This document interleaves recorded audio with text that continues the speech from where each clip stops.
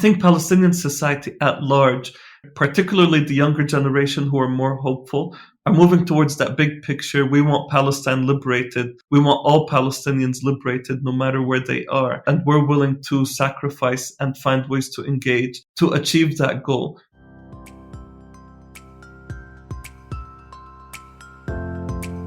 This is Rethinking Palestine, a podcast from Al-Shabaka, the Palestinian Policy Network. We are a virtual think tank that aims to foster public debate on Palestinian human rights and self-determination. We draw upon the vast knowledge and experience of the Palestinian people, whether in Palestine or in exile, to put forward strong and diverse Palestinian policy voices. In this podcast, we will be bringing these voices to you so that you can listen to Palestinians sharing their analysis wherever you are in the world.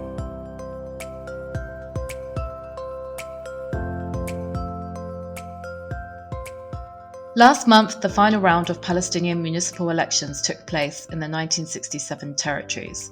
The first round happened on the 11th of December 2021 in 376 mostly rural local authorities in the West Bank. The second round was on the 26th of March 2022 and included the remaining 66 local authorities in Gaza and larger municipalities in the West Bank. Now, these elections followed the list system in which electors vote for one of several lists of candidates, and each list is granted seats in proportion to the number of popular votes it receives. The last local elections took place in 2017 and in the West Bank only, following an official boycott by Hamas, the ruling party in Gaza. These latest elections also come after the cancellation of legislative and presidential elections by PA President Mahmoud Abbas in May 2021, who is now nearly a decade and a half past his elected mandate.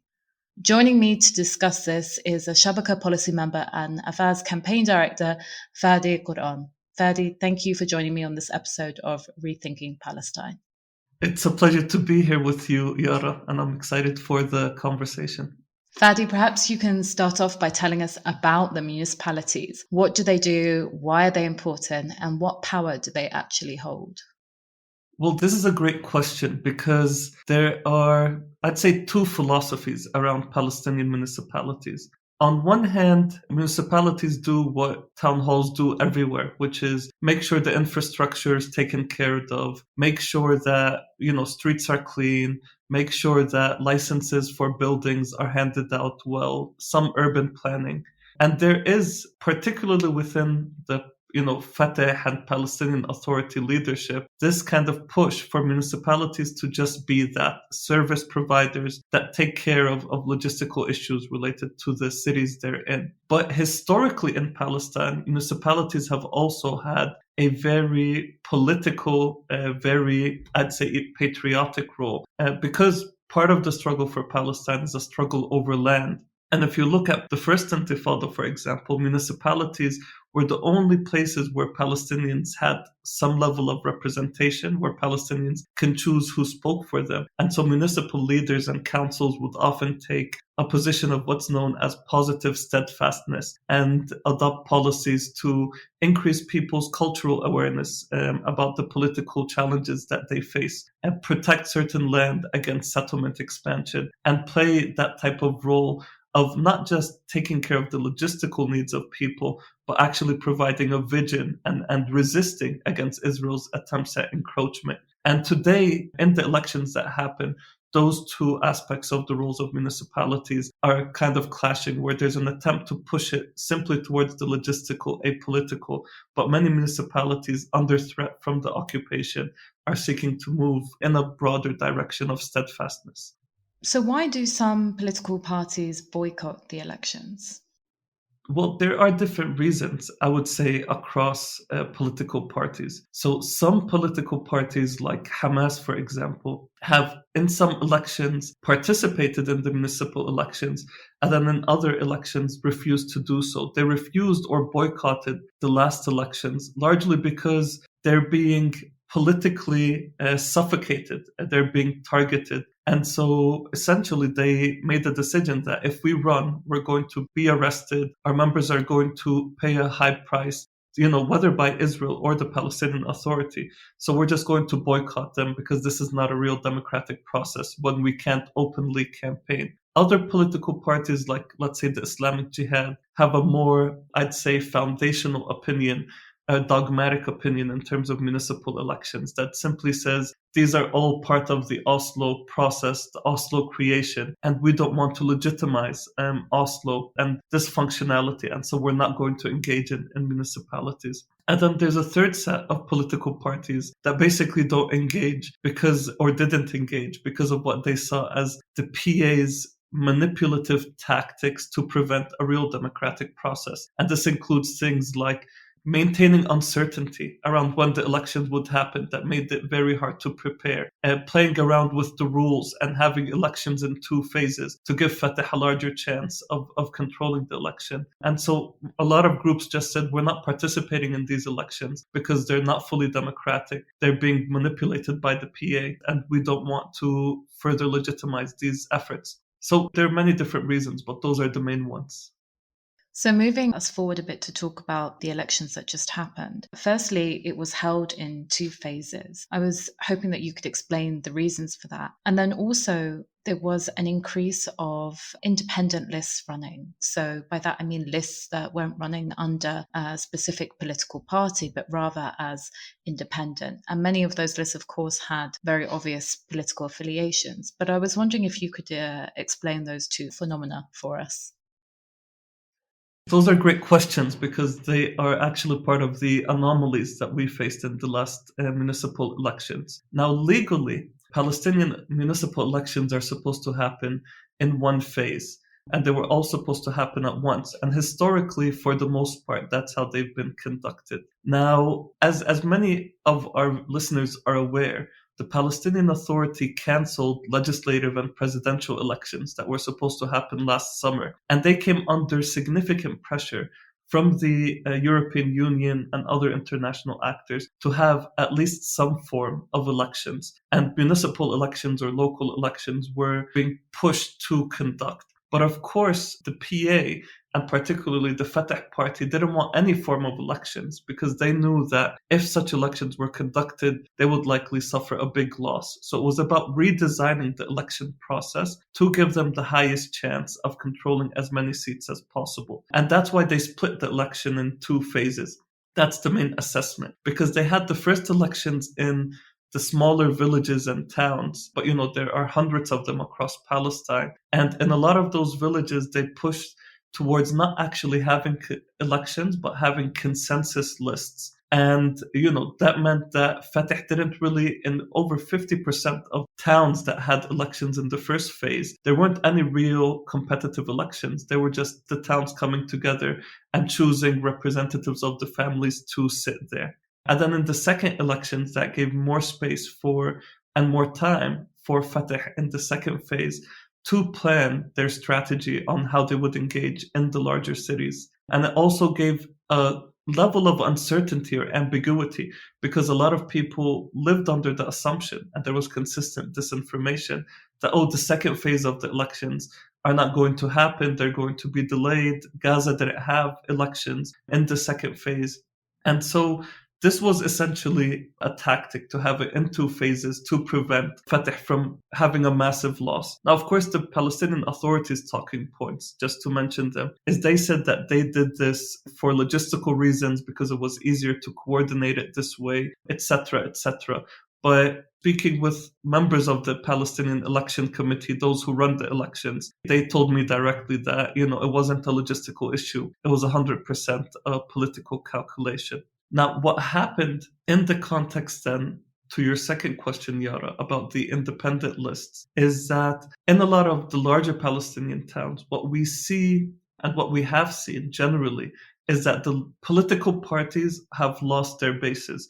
Polls conducted 3 and 4 years ago showed that about 73% of Palestinian youth say that they do not relate or are not members of any of the leading political parties that exist today, which is a very large number. And let's remember, a big portion of the Palestinian electorate are young people under the age of 35. And so consequently, you begin seeing a lot of this both younger generation and a lot of the people that are disenchanted from the political parties decide to run as independents.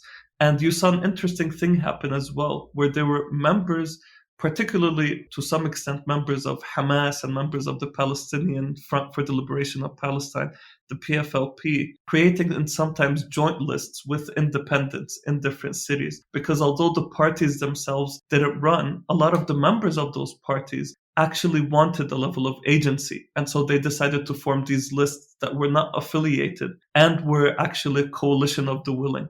And those two factors, both having a younger generation that does not really care about the political parties and having members of political parties who disagreed with their parties and wanted to run despite their party's position, led to this, I'd say almost in every city in Palestine, there were independent lists and they performed quite well compared to historical standards. If you're enjoying this podcast, please visit our website, www.al-shabaka.org, where you will find more Palestinian policy analysis and where you can join our mailing list and donate to support our work. Now, Fadi, you and I both live in Palestine, and I think we both felt this air of excitement. Correct me if I am wrong, but particularly in the second round. So I wanted to ask you why do you think that was, and what does it mean in the context of a population that has so few opportunities to participate in democratic processes? I mean, you're totally right, Yara, that there was a sense of excitement in the street, and even I'd say a level of inspiration in some cases that I saw. I think the main thing is that Palestinians, as a people, we've been silenced on multiple levels, right? The Palestinian narrative, there has been attempts by Israelis to just wipe it out. The Palestinian kind of voice and political will, there has been Mahmoud Abbas's dictatorship has taken efforts to prevent that will from surfacing. And I think today, the excitement we saw was largely based on the fact that people want to be heard.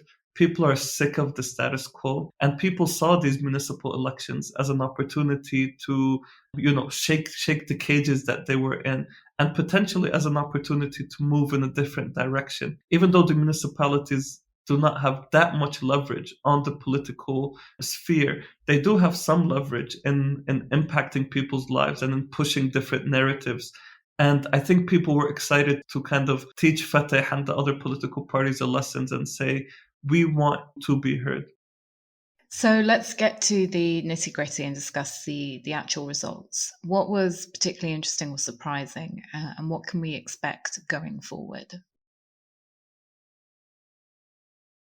Elections are oftentimes, there are attempts to analyze them on the macro level, and that's important. But one of the most interesting things about these elections is that actually almost in every Palestinian city and area, there were completely different dynamics, a very localized dynamics that played a huge role to some extent in the results.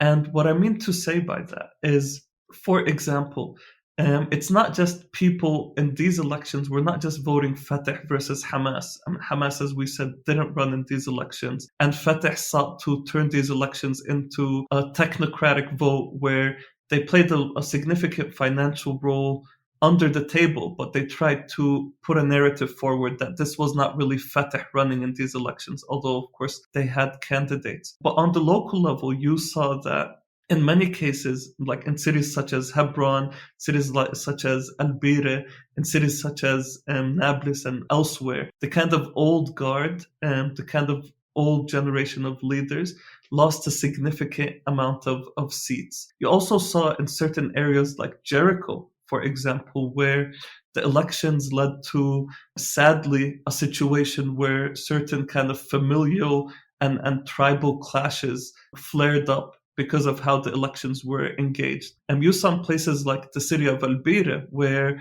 a new list that had members of both Hamas and or people who had historically been affiliated to Hamas, and also of the leftist parties and former even Fatah members, this broad coalition winning a mass majority, over 60% of the votes, which was a big shock. And then you saw in other places, such as Ramallah, where Fatah invested significantly in maintaining their kind of leadership of the municipality there.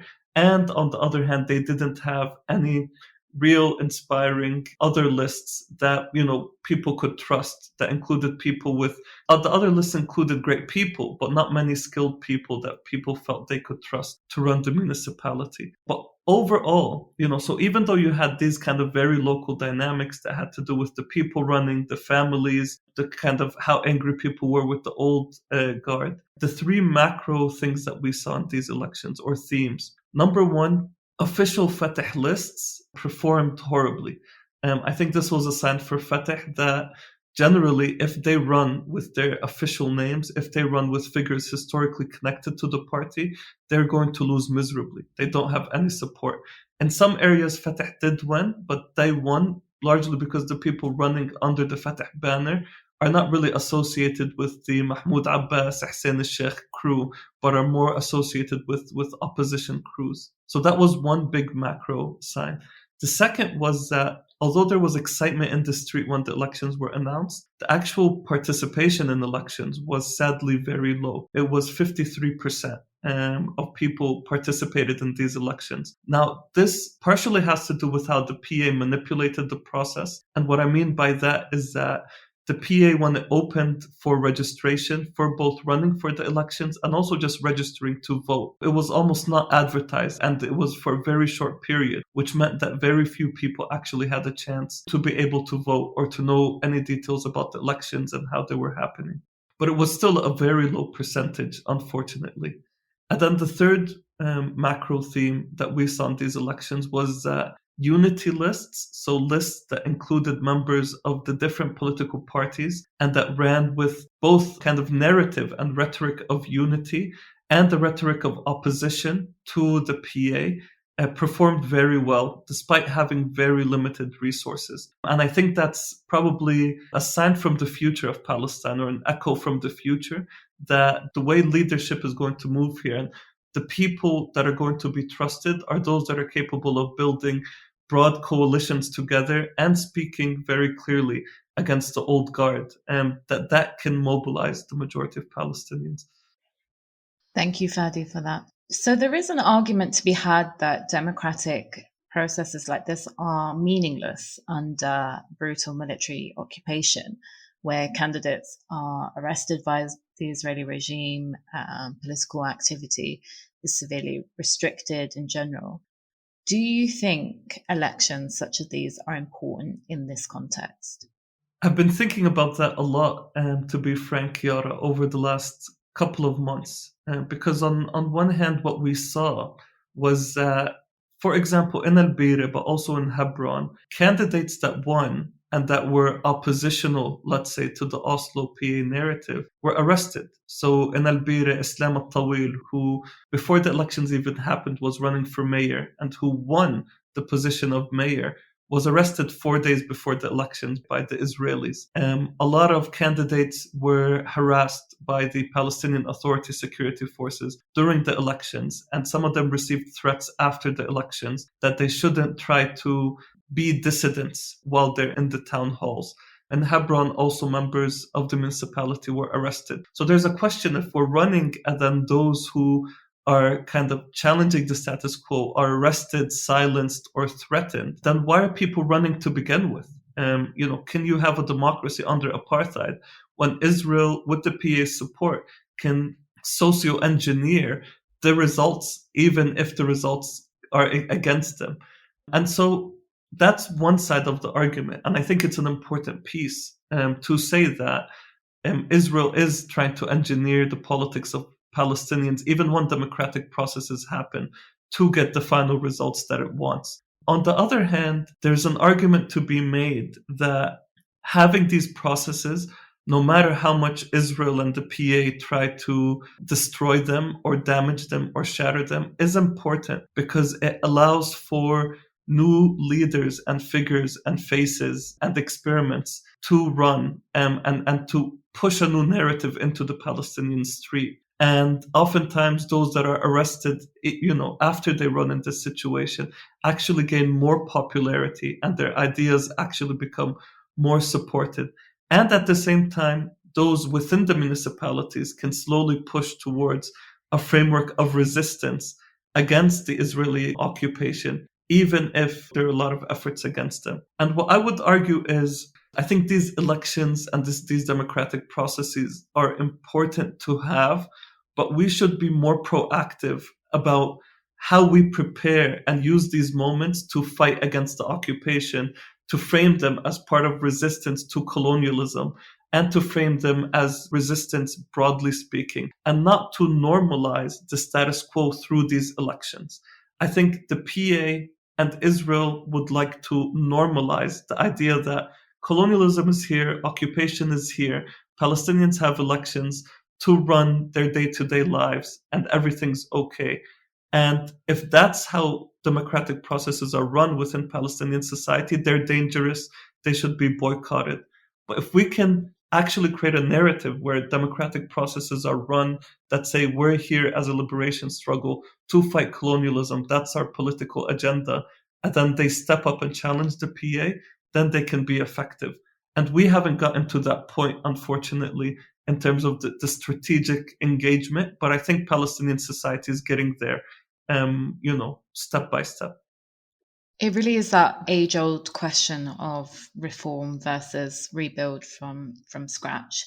And the argument isn't about if we should be politically active or not, but rather where should we place that energy? And I think a conversation that you and I and many others have is that, is it worth it? Is it worth propping up a political institution that is very problematic, that is riddled with corruption? But it also necessitates us to think, if we don't take part in these kinds of processes, what do we do instead? And we have to be proactive in creating and being part of something else. And that something else is, in many cases, is yet to be seen. So I think it's an ongoing conversation. And I think, of course, democracy and leadership can look like something else. It doesn't have to fit into these boxes of elections, of often what sort of the donor community imposes on us and insists that we should be doing.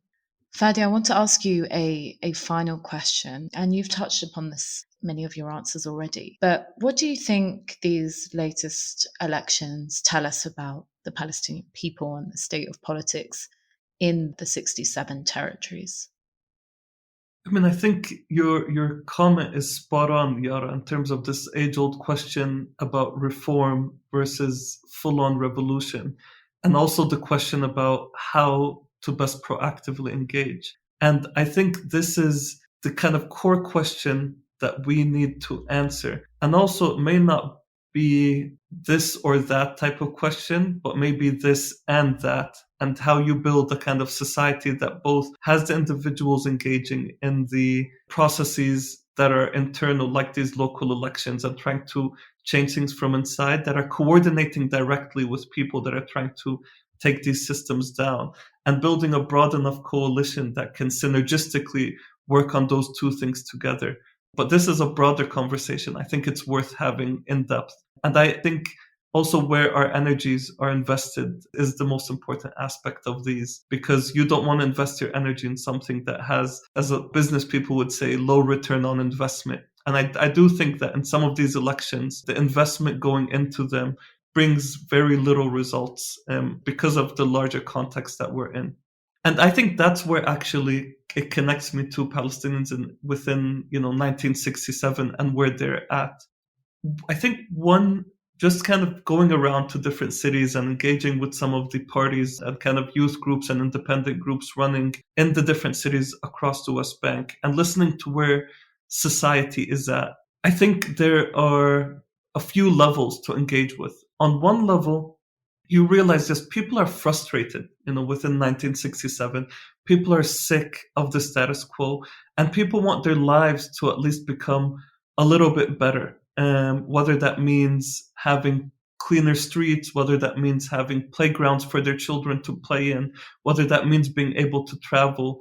People really have those localized demands. And then there's another level of society, which is what I want to call a lot of people who have a sense of learned helplessness. People who feel like nothing's going to change. مش راح تتغير الأمور. Whatever we do, these corrupt leaders and Israel are too strong. And there's that level, there's that narrative within society as well.